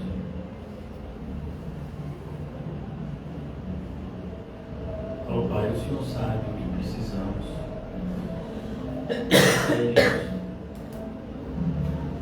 Para que possamos ser quem devemos. Na manhã de hoje também, Senhor, apresento a vida dos aniversariantes do mês. A nossa irmã Carmen, a irmã Lia, a irmã Mirela, o Senhor José Bastos. O Senhor conhece cada um. Que a tua graça, Senhor, supra cada fraqueza. Que a tua graça, Senhor, faça superabundar em boas obras a vida de cada irmão e irmã. Ó meu Deus, eu oro para que o Senhor nos una pelo vínculo perfeito do amor. Não nos deixa, Senhor, sermos influenciados pelo ódio do mundo, mas que possamos vencer o mal na prática do bem, para que possamos vencer o ódio pelo amor, porque o amor é o único caminho. Que seja assim, Senhor, nas nossas vidas, que esse seja o nosso testemunho maior. Obrigado mais uma vez, Senhor, pela oportunidade de estar aqui diante de Ti nessa manhã, sendo abençoado, Senhor.